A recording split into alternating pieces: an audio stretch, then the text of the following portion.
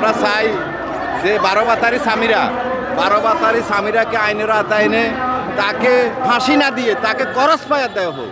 এটা ষড়যন্ত্র ছিল, এটা আত্মহত্যা বলে চালিয়ে দেওয়া হয়েছিল। তিনি নিজের নেতৃত্ব দিয়ে সালমান শাহকে মেরে ফেলে আরেকটা অন্যায় করেছে। সেটা হলো তিনি আত্মহত্যা বলে সে চালিয়ে দিতে চেষ্টা করেছে।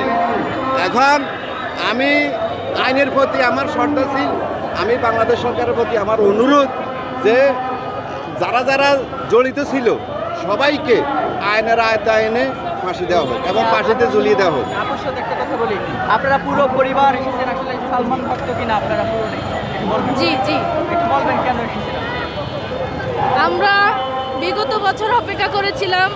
এই বিগত বছরে আমাদেরকে বুঝিয়ে দেওয়া হয়েছিল যে এটা আত্মহত্যা। আসলে আমাদের মন মানাতে পারছিলাম না, এটা আত্মহত্যা বলে কোনো কথাই নেই।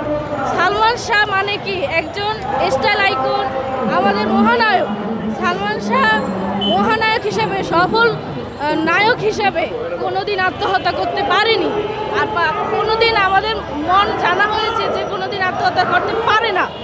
অতএব এটা ষড়যন্ত্র ছিল, এটা আত্মহত্যা বলে চালিয়ে দেওয়া হয়েছিল, এটা আত্মহত্যা বলে সাজিয়ে দেওয়া এত বছরে আমাদেরকে বুঝ দেওয়া হয়েছিল। অতএব আমরা না মেনে এটা প্রকাশ হওয়ার পরে যখন আদালত রায় দিয়েছে যে এটা আত্মহত্যা না, এটা ষড়যন্ত্রমূলক একটা চক্রান্ত, এই চক্রান্ত হিসাবে আমরা সালমান শাহ ভক্ত সবাই জড়ো হয়েছি এখানে বিচার চাওয়ার জন্য। অতএব সামিরা ভাবি তাদের সাথে আরও অনেক মানুষ জড়িত ছিল, তাদেরকে আইনের আওতায় এনে তাদেরকে শাস্তি দেওয়া হোক।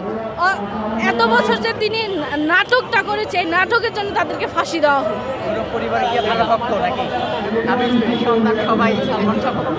জি।